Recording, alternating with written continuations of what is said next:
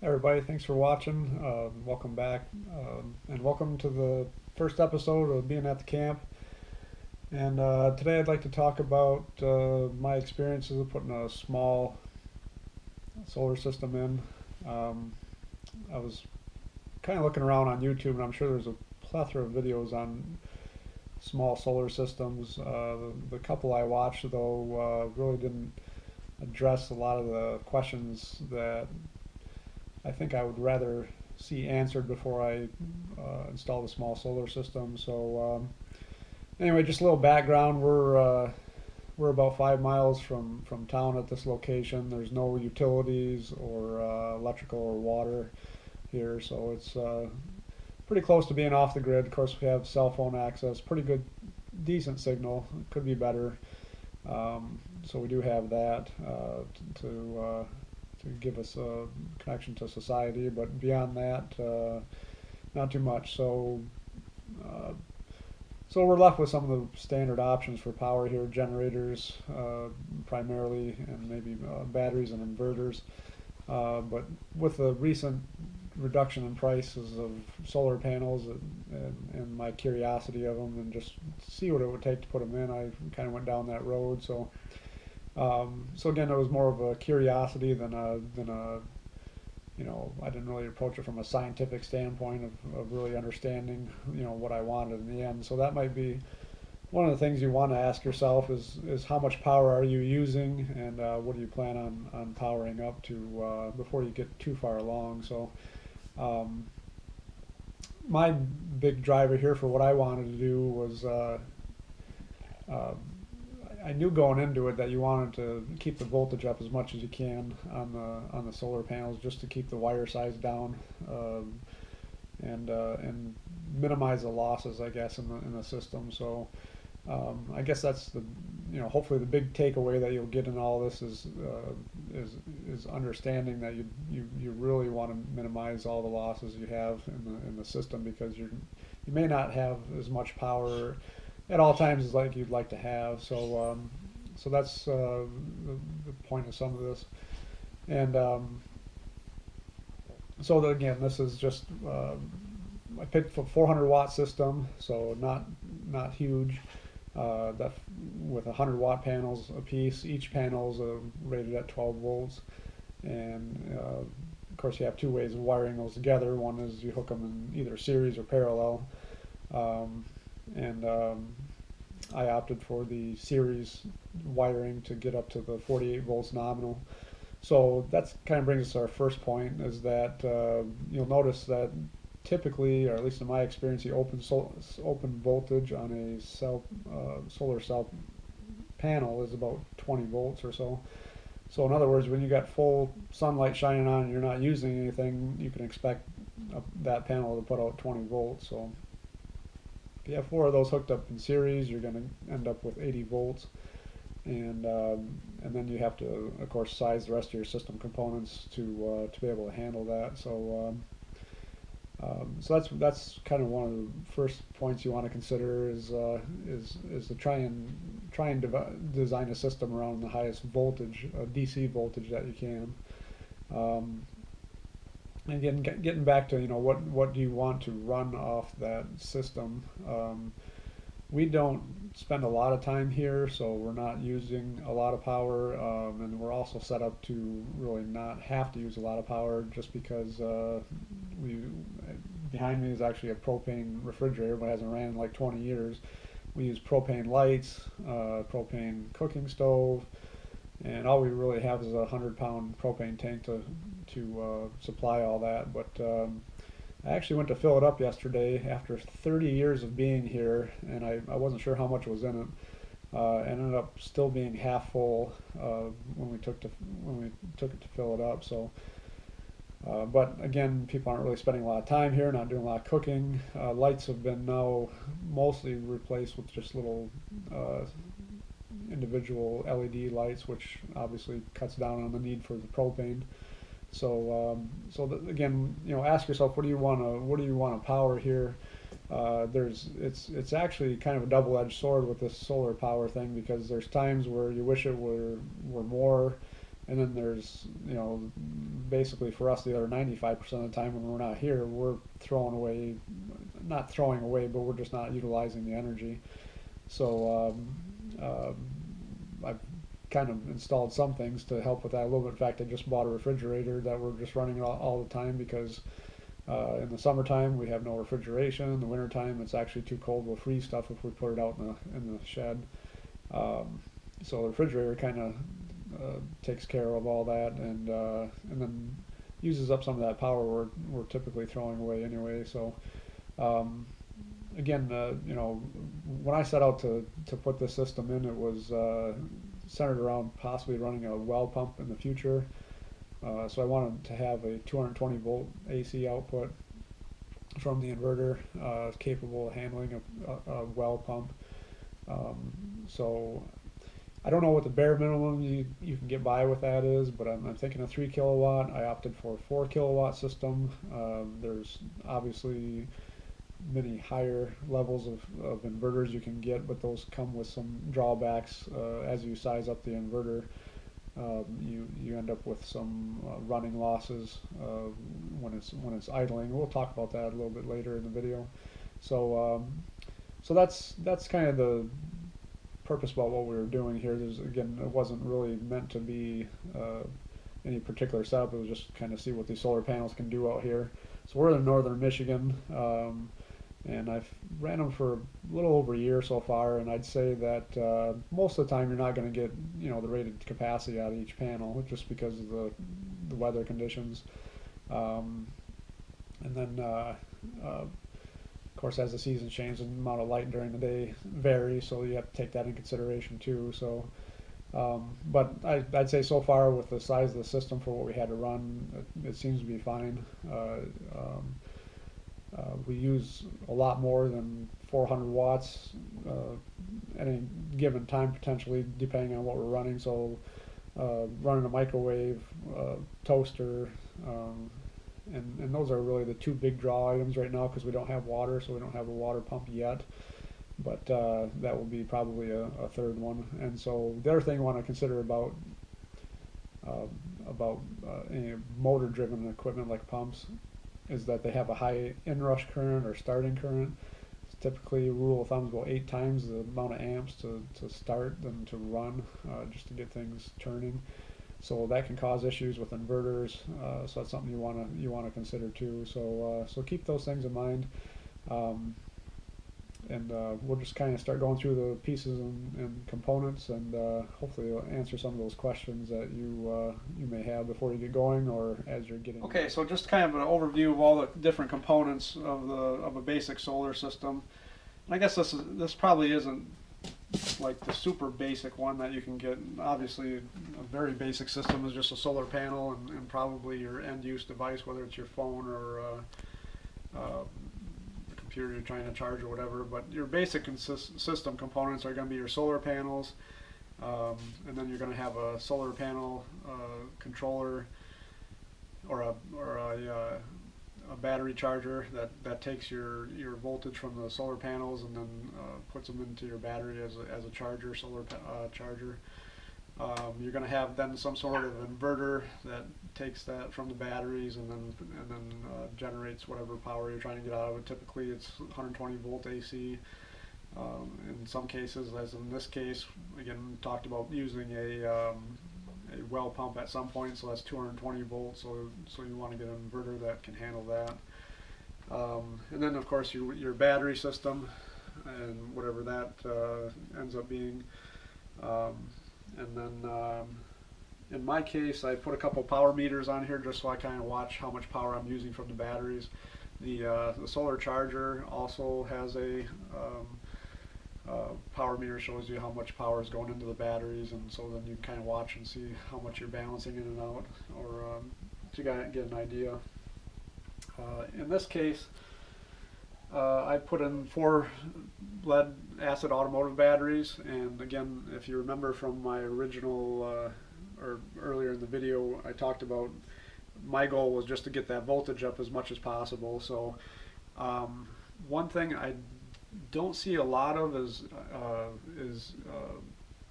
inverters or solar chargers that go above 48 volts. I'm sure they're out there when you get into the high dollar, the more commercial sort of thing, but my purchases are limited to eBay and Amazon, so I haven't found any that really go much above 48 volts. I might have saw a 60 or 72 volt system, and of course those would become more desirable because of that, lowering that amps in the wires and reducing that wire size, and then getting it from the solar panels over to the charger.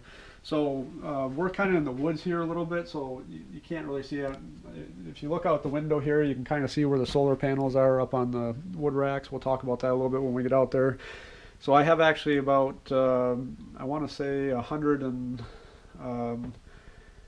I think about 150 feet of wire or so out there. I can't remember now because when I put it in, it was so long ago. But I ran a number 10, actually just Romex wire out there. Really, to do this right, you want to run that, they call it SO cable. I think it's a direct burial type cable, but we ran Romex, and we'll just see how it holds up just because it was a little bit cheaper. Most of my stuff was trying to keep this as cheap as possible just because we're not living here, we're not using it a whole lot. But at the same time, later on down the road, you find out, oh, I wish I would have did this, I wish I would have did that, just because it makes a better system. So those are all things got to balance coming into putting these systems in. So in this case, we have the 4 100-watt panels. They're running to a what's called a MPPT, which is a maximum power point tracking solar panel controller. So it's actually a pretty decent unit, and I think I paid about $120 off of Amazon for it.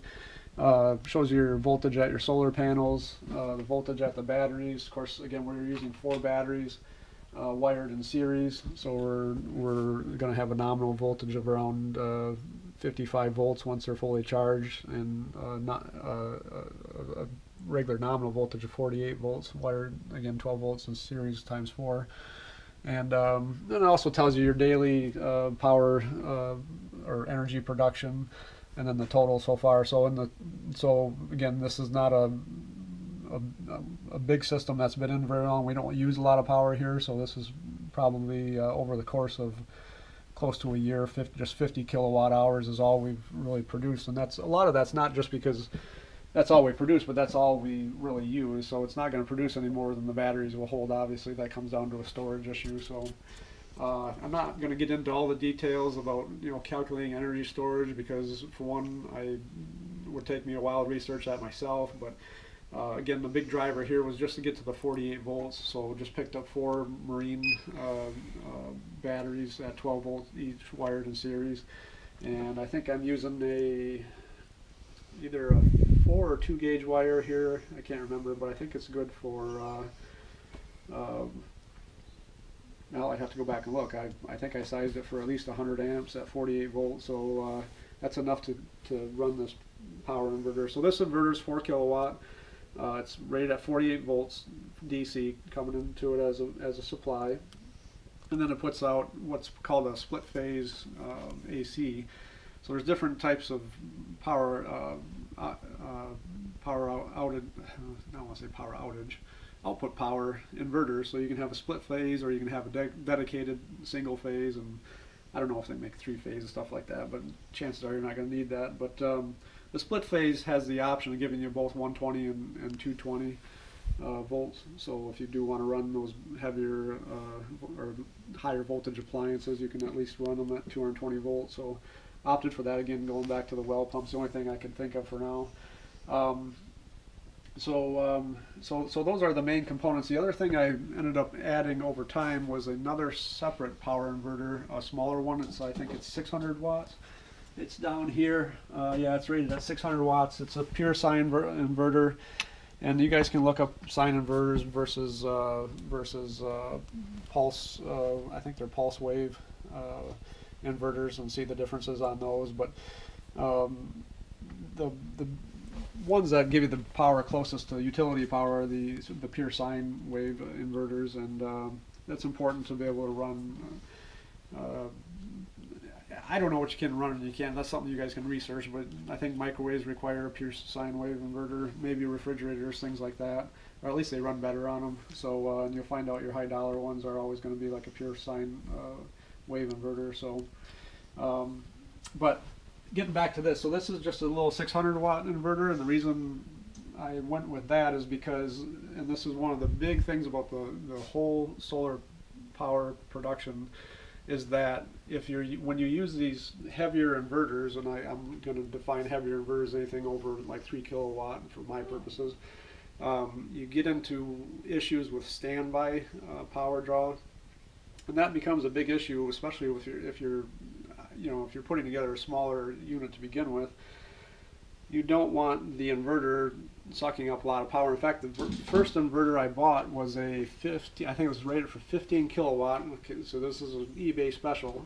Find out that you have, you go on eBay, you can buy these Chinese inverters that have these big toroidal or toroid transformers in them, and they seem great, so they put out a lot of energy. But I've had 2 of those, and so far neither one of them were working right. They either had computer issues or wiring, or it was broken in shipment or whatever. So I had all kinds of trouble with those. But they're actually cheaper than the 4 kilowatt version, but never really worked right. But my point to all this is that when you turn them on, they would draw 100 watts of power just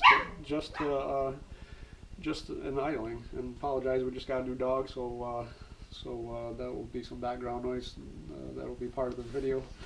But the 15 kilowatt inverters were drawing 100 watts all the time. That creates a problem when you only have 400 watt panels or some combination thereof. So, and again, that's 24/7 drawing 100 watts in your sunshine. Unless you're living at the North Pole in the winter time, you're not going to get that kind of sunshine.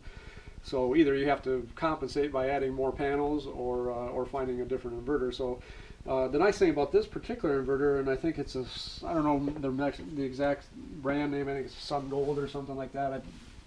You can find it on Amazon. Again, 4 kilowatt split phase. It has 2 different settings on it, and we'll turn it on. That's a standby power setting, and then it has the full on power setting. So. And right now the refrigerator is running, so I just want to show you what kind of power we're drawing. So we're drawing around 68 watts right now, and that's running a refrigerator, just a small refrigerator. And it's interesting because that refrigerator is actually listed as the rated amps is like 1.2 amps at 120 volts. So it's actually should be drawing more power than that. We're showing 66 here, but that includes the refrigerator plus a couple other things that are turned on right now and standby. So then the answer might be, well, you just keep it in standby all the time, everything's fine, because it's only drawing like just a couple watts, which is really nice.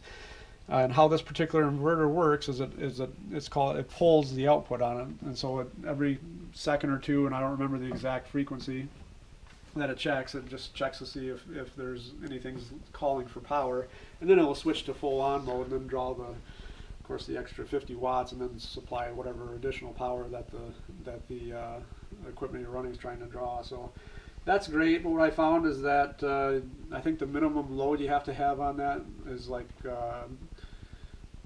again, all the numbers, you guys can go back and verify this, and every unit's going to be a little bit different, but I think you have to have like a 20 or 30 watt draw on this right now. So right now it's hooked up to the microwave, but the microwave's not coming on because the light bulb and the computer for the microwave just doesn't draw enough. And I think even if I open the door where the light should come on, it's not enough to actually cause the inverter to go into a full-on mode. So that's something else to keep in mind with standby. So standby is great, low power, but it's also doesn't have any power outage, power output. Be careful not to use power outage; it's bad terminology. Then that forces you to keep it in full on, and again you're back to consuming your power, and you don't want to be doing that the whole time. So in order to get by some of that is we installed this 600 watt inverter, and what's nice about that is its standby power draw is very low. It's about 6 or 7 watts. So that's obviously much better than 50, and that frees up almost half a panel for you. And again, but what you want to do is, or what I ended up doing is, that's a 48 volt input inverter. So that takes 48 volts from the batteries, and then outputs your 120 volt to your appliances. And in this case, because TVs and DVD players and things like that, if people even use those anymore, I know they're going away, but obviously TV is nice to have. With the LED backlit TVs now, they're really not drawing much power. Between that and a sound bar, you know, I've never seen more than about 70 watts being taken up running the TV. In fact, right now it's in standby again, just real low power usage, like between 5 and 10 watts, just in standby. So right now we're using 14, a little over almost 15 watts. Refrigerator shut off, so that's really all the 600 watt inverter's doing. So that's kind of providing your standby power for your TV and things like that, charging your phones. It's always on, and there's low power consumption when nothing's actually being used. So that's something to keep in mind. You could probably get away with using a 12 volt inverter off of one of these batteries because you can just hook across the terminals here. But I'm not sure how that works over time because you're always then drawing on just one battery. And in theory, it should be fine when your panels go start charging all these. It should push it back into that one battery, but I'm not sure if that's always what happens. So I can't answer that question for you. But the fix for that is to just go away and go away from that and then use a inverter that's set at 48 volts. So that's what we did here. And those you can buy on eBay or I'm sure Amazon too, and I'm sure many other places.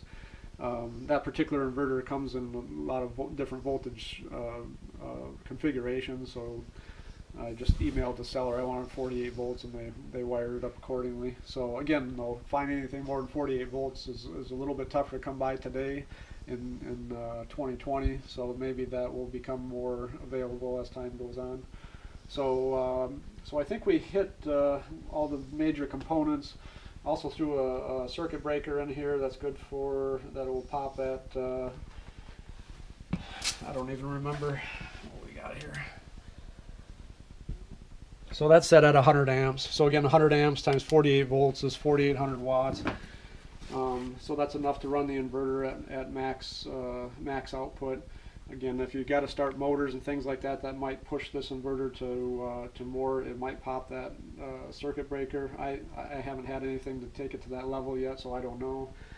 So that might have to be reconfigured or upsized as time goes on if I start getting into that issue. So I think that's all I can really say about this. Back to here, one thing I forgot to tell you about this. This is a maximum power point tracking solar panel controller.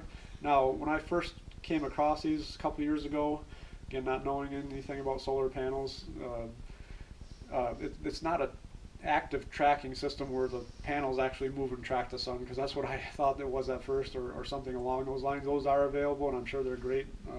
They're probably high dollar, and they need computers and all that stuff. But what the MPPT solar controller does is basically it adjusts the voltage and the amps coming from the solar panels to maximize the power between the combinations of the two.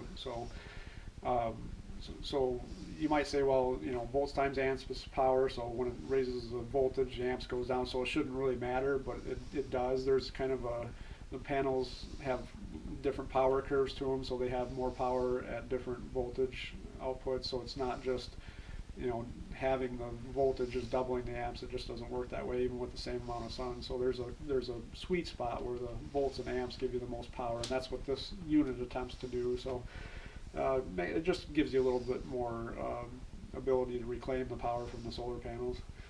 So just want to talk about that. Again, there are controllers that go above 48 volts. They're not that common that I found, at least not on the low dollar side of things. The other thing that you want to pay attention to with these is the maximum input voltage. As I said, I've been saying this whole video is, you know, you want to, at least I'm recommending or would recommend, you want to keep your voltage up as much as possible in the whole system, just to keep your amps down. That keeps your heat down, that keeps your losses down to a minimum. But you do run into the issue, of course, as you raise your voltage, you know, there's more potential to arc across different things, and of course there's a little more hazard for from a safety perspective. But This controller is good to like 150 volts, and then at that point it starts shutting down the input. So if you back to what I said earlier about the solar panels, the open circuit voltage is around 20 volts per panel. So that will limit you to about 7 panels hooked in series when they're in series and there's no power being drawn. Of course, as soon as you draw power from the panels, that voltage drops down to around 12 volts. So I was thinking it'd be kind of nice to put something in there that always draw a load when you're not actually using power, just to keep that voltage down. Then you could take the number of panels up to roughly about 12 panels you'd be able to hook in series, as long as you could keep them down towards that nominal level of output voltage. So but as it is, with going up to 20 volts, I can only put about 7 panels together, and then I start running into problems with this thing tripping off. But I haven't gotten there yet because I only have 4 panels, and then that goes back to how much power do you need, what do you plan on doing, and what's your budget and all that other good stuff. So just something else to keep in mind. So I think I hit all the main points. Again, try and keep your voltage up as much as you can, both on the solar panel side and on the inverter side. And then pay attention to how much, consider that as you pick up bigger inverters, they're going to have more standby draw, and that's going to cause a problem with long-term cloudy days and things like that. It's just going to slowly deplete your batteries on you, especially if you don't have a lot of panels to make up the difference when the sun is shining. In this case, I put a secondary, much smaller inverter just to run TVs and charge phones and things like that. Again, set at 48 volts just so I could wire it up to the batteries. And all I did was use alligator clips to hook on the batteries for now.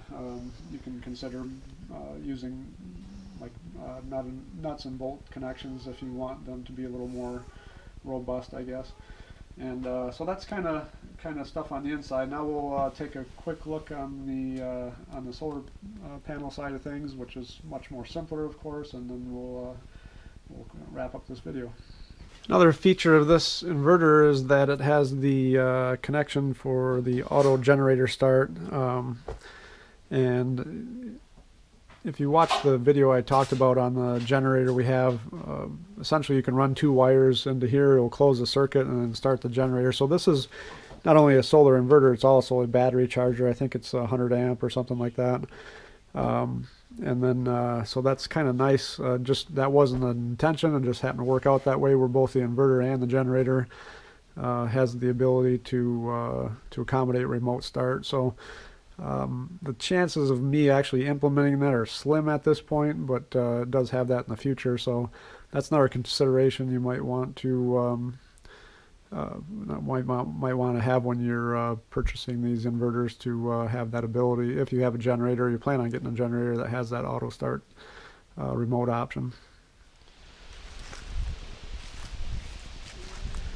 Okay, so we're walking out to the panels now, and originally when I put these in, they were on the ground, but I did ultimately ended up mounting on top of wood racks, which seemed to help quite a bit, even just for as amount of sunlight, which you wouldn't think difference of being on the ground or up in the air. They shouldn't have made that much difference, but and then maybe I adjusted the angle a little bit. I think I actually angled them down a little bit, so so I'm getting more direct sunlight. So that seemed to help quite a bit. I ended up burying some Romex wire, and it comes out here. I'm not recommending that. It doesn't need code per se, but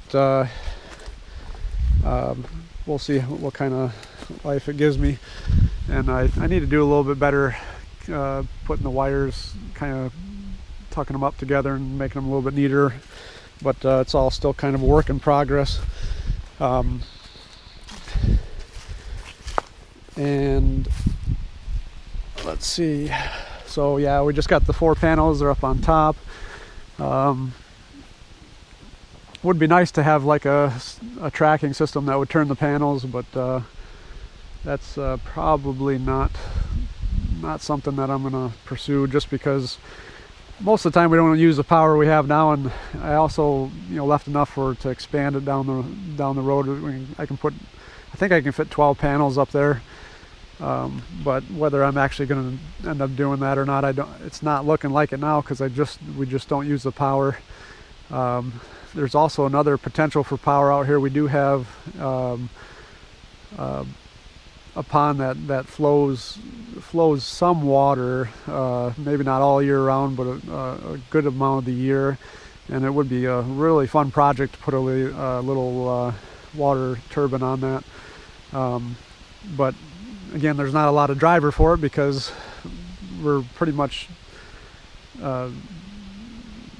we pretty much have the power we need for what we want to do so far, unless we start expanding our usage of electrical energy here. So so far this does it. Wood racks, I'll probably do another video on that, just because it's just a separate topic. And but it was kind of a good thing to combine the wood racks. I've been building wood racks for a few years, and actually my brother said, well, why don't you put the solar panels up on the wood racks, because put them on the ground, and then if you don't keep up with the grass in front of them, the snow will start to bury them.